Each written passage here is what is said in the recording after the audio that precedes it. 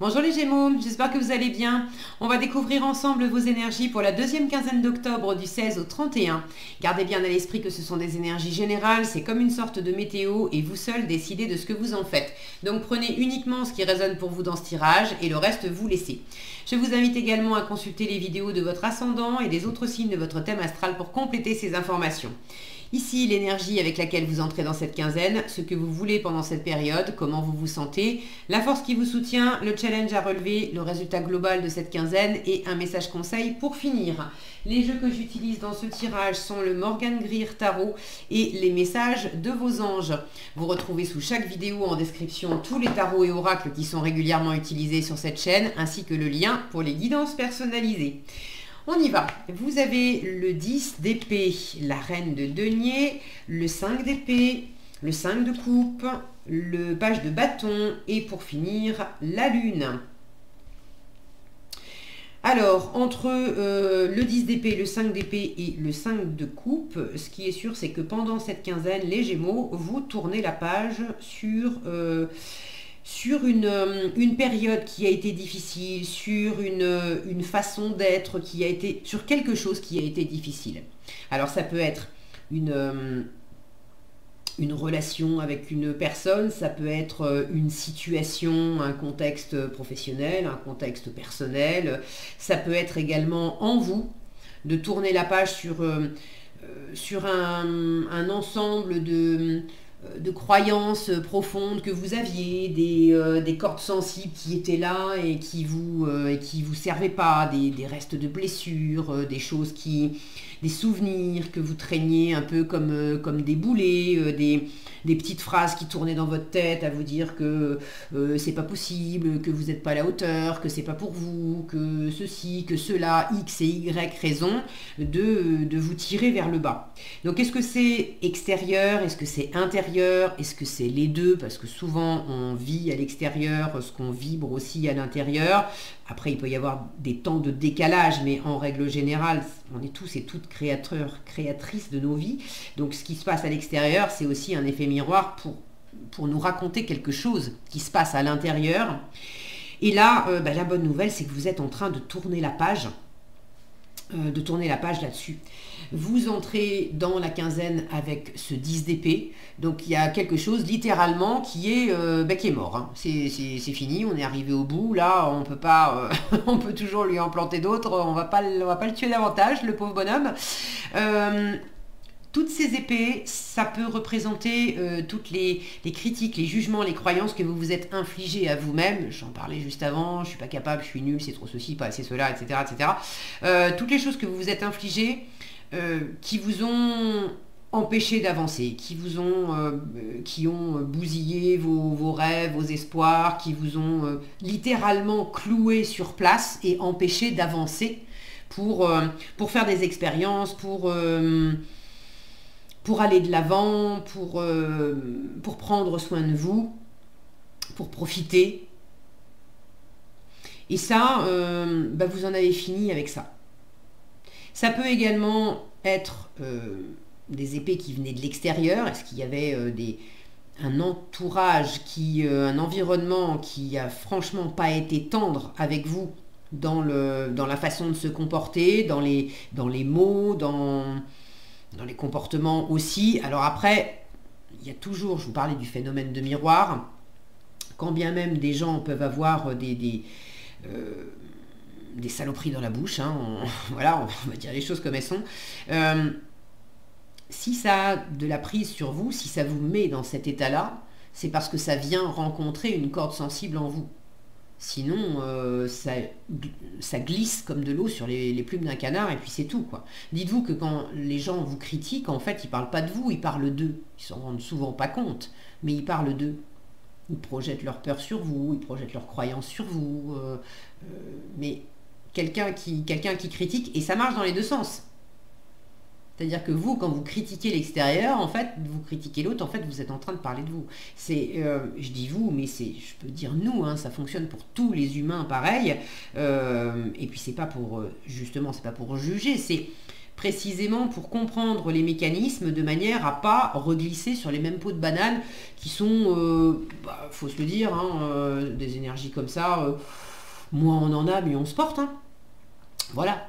Là, la bonne nouvelle, c'est que vous commencez avec ce 10, donc c'est une fin de cycle, on tourne une page, je vous l'ai dit dès le début, vous êtes en train de switcher là sur quelque chose qui a été compliqué, qui a été désagréable, inconfortable à vivre.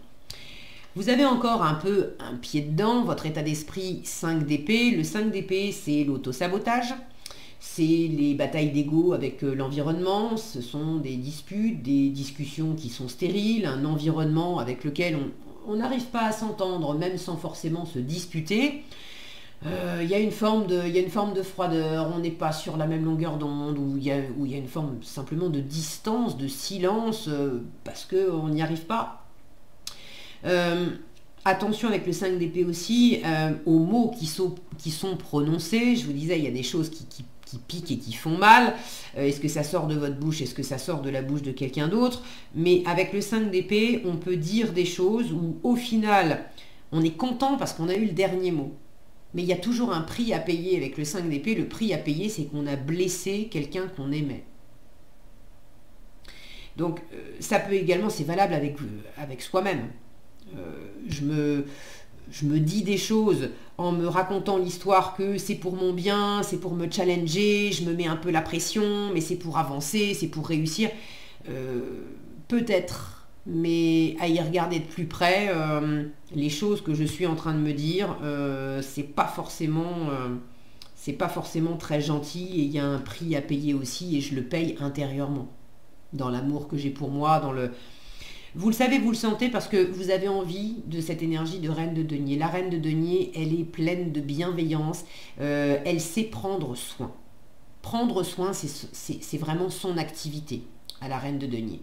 Alors, prendre soin, ça ne veut pas dire essayer de sauver les autres. Prendre soin, c'est apporter concrètement des choses qui sécurisent, c'est déjà, moi je la vois comme la bonne maman du tarot, c'est celle qui va faire les bons petits plats, c'est celle qui va vous faire un câlin quand vous êtes fatigué ou quand l'enfant s'est râpé le genou en se cassant la figure du vélo, c'est celle qui va faire 15 allers et retours dans tous les sens le mercredi pour amener les enfants, un au judo, l'autre à la musique, le troisième au ping-pong, etc. etc.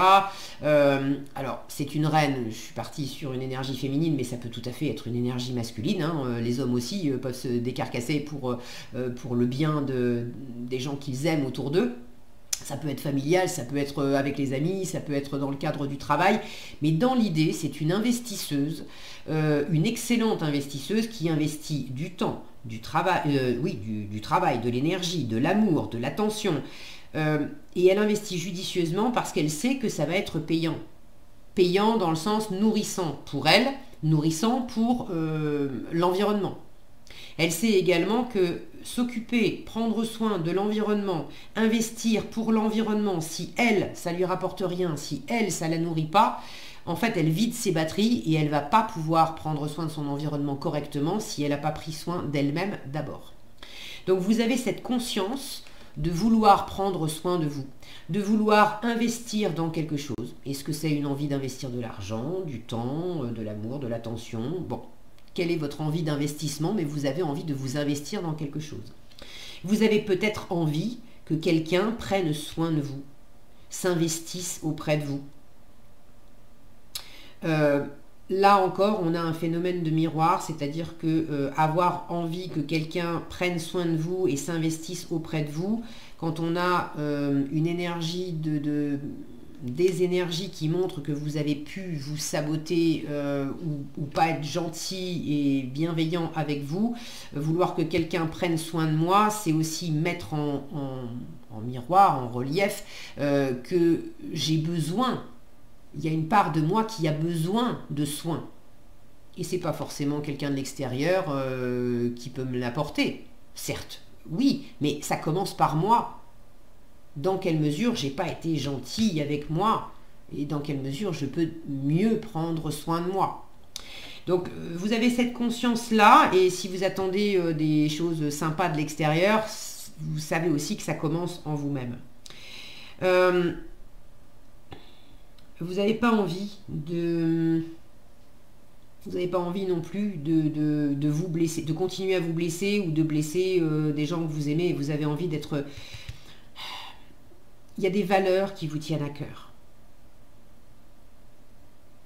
Vous voulez prendre soin de votre propre valeur, prendre soin des valeurs qui comptent pour vous. Est-ce que c'est la générosité, la loyauté, la famille bon.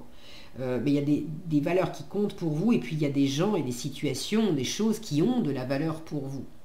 Et vous ne voulez plus être dans un état d'esprit, dans un mode de fonctionnement ou dans des circonstances qui portent atteinte à ces valeurs. Ça tombe bien parce que, je vous le dis, vous êtes en mutation là, et vous tournez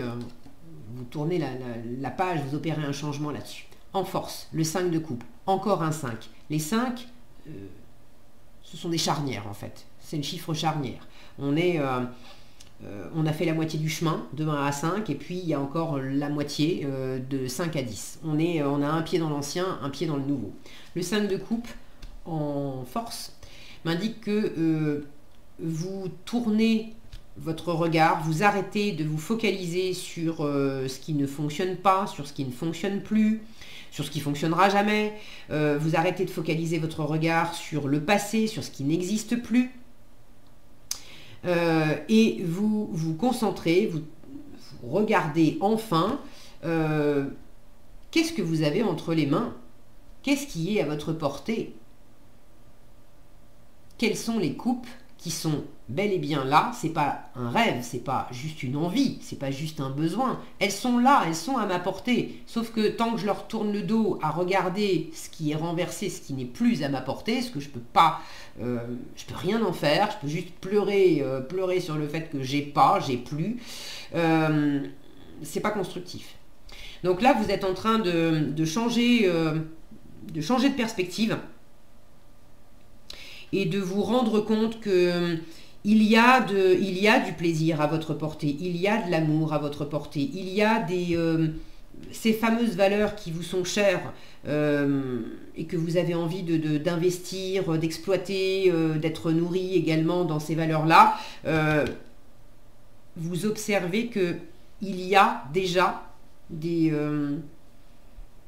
possibilités dans ces registres-là. Je dis registre parce que je ne sais pas exactement de quoi il s'agit. Si vous avez envie de partager dans les commentaires, est-ce que c'est familial, est-ce que c'est professionnel, est-ce que c'est... je me racontais l'histoire que je ne pouvais pas lancer mon entreprise parce que j'avais pas suffisamment d'argent pour faire... un site internet et des cartes de visite et tout ça pour faire parler de moi, donc il faut d'abord ceci, cela. Là, vous changez votre perspective aussi, vous vous rendez compte que c'était peut-être aussi des histoires que vous vous racontiez parce que il y avait la pétoche de se lancer, et puis vous vous rendez compte que finalement, vous avez quand même déjà quelques moyens, qu'il n'y a pas forcément besoin de mettre 10 000 balles dans un site internet, que vous pouvez commencer par une simple page Facebook ou Instagram, et puis si vous n'y connaissez pas, il y a des gens autour de vous qui peuvent vous filer un coup de main, et ça c'est déjà à votre portée, ça ne vous coûte pas un rond, et vous pouvez déjà amorcer quelque chose. Vous voyez dans l'idée, mais ça demande de regarder les choses différemment. Un côté aussi... apitoiement sur son sort. Quand on a été dans un 10 d'épée, on a pu être en déprime, avoir le moral dans les chaussettes, tout voir en noir, et du coup se raconter, voilà, je vous l'ai dit, se raconter des salades, c'est pas cool. Bon. Et du coup, le 5 de coupe, c'est aussi le Calimero. Le Calimero qu'on faisait en disant bah oui mais tu comprends, c'est pas de ma faute et j'y peux rien, et les autres ils sont méchants et l'économie elle se casse la gueule et c'est pas moi et c'est l'environnement. Ok, il y a toujours de l'environnement. Les choses, elles sont toujours comme elles sont. Mais la façon dont moi je réagis à ces choses, ça, c'est en mon pouvoir. Et la posture du Calimero, c'est juste un choix. Le choix de ne pas prendre ma responsabilité, de dire c'est pas moi, c'est l'autre. J'y peux rien, j'ai pas le choix. Je fais le choix de ne pas faire de choix. Et de me raconter l'histoire que je suis victime, mais c'est pas vrai. Donc là encore, je vous dis ça, pas pour poser un jugement ou quoi que ce soit, je vous dis ça parce que pour vous aider à repérer le mécanisme et justement à tourner d'autant mieux la page, je vous dis ça parce que je connais ces mécanismes, je les ai moi aussi en moi, je les ai eus pendant longtemps, je les ai beaucoup moins maintenant, mais j'ai toujours l'œil ouvert à pas me la faire à l'envers. Il y a des moments où j'ai un 5 d'épée, un 5 de coupe, et j'ai attention, peau de banane. Bon ben voilà, c'est aussi de pas non plus la bienveillance envers soi, c'est aussi de pas lutter, de pas se mettre des épées en disant attention, c'est pas bien, il faut pas se saboter, il faut pas se dire je suis nul, je vais pas y arriver, il faut pas se dire j'ai pas le choix. C'est pas ça non plus, c'est accueillir. La lune en résultat, elle dit bah oui, il y a des parts d'ombre, oui, il y a des peurs, oui, il y a des insécurités, oui, il y a des jours sans. Et ben ces jours-là, je m'autorise à faire mon Calimero à fond et puis à pleurer sur mon sort, etc. Mais en même temps, sans en être dupe.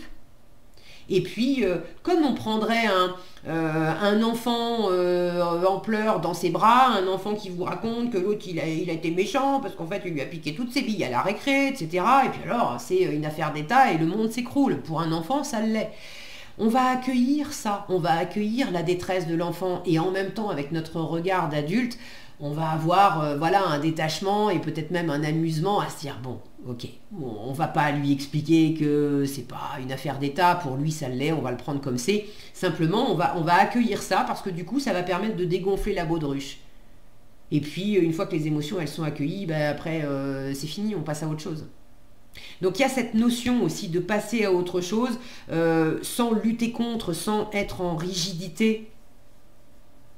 Ok, la notion de retrouver aussi un dynamisme, un élan, un plaisir pour sortir d'une forme justement de lutte et puis d'apathie aussi où ça nous a cloué et ça nous a coupé les pattes en fait. Vous avez un peu de mal avec le page de bâton à vous remettre en route. Un peu challengeant de savoir vers où, vers qui, vers quoi je me tourne, de quoi j'ai envie de retrouver cette étincelle, ce dynamisme. Le page de bâton, il est super curieux. Alors là, ça peut manquer de curiosité. Il peut y avoir aussi la curiosité qui est là, mais ça va manquer un peu, on ne sait pas par quelle boule prendre. Là, ça va être le côté désordonné, tout brouillon, du valet d'épée, du valet de bâton, pardon, où c'est pas super facile à vivre parce que le lundi j'ai envie de ça, le mardi j'ai envie de ça, le mercredi j'ai envie de ça, et du coup il y a un moment où on se dit ouais mais bon attends, si je pédale dans la semoule là, où ça va? Et bien précisément on sait pas où ça va et tout est juste, c'est ok comme ça. En résultat de la quinzaine, vous avez la lune. Une carte qui vous dit oui il y a de la confusion, non il n'y a pas de visibilité. Et pour l'instant, c'est en gestation. C'est ok. T'en es là. Prends les choses comme elles sont. C'est une carte qui vous invite à être à l'écoute de votre intuition, de votre créativité. Il y a des choses qui sont en train de couver, de se préparer dans l'ombre. C'est aussi une carte qui vous invite à descendre à la découverte de vos parts d'ombre, de vos peurs, de vos insécurités, des choses qui sont dans votre inconscient et qui peuvent remonter à la surface. À travers ce switch que vous êtes en train d'opérer. Donc c'est ok aussi de laisser le processus se faire, sans vouloir aller peut-être trop vite.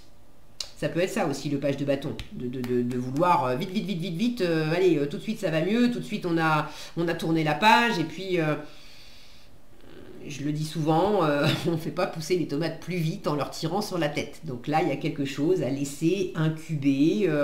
Et puis de toute façon, vous n'avez pas le choix. La lune, c'est le résultat.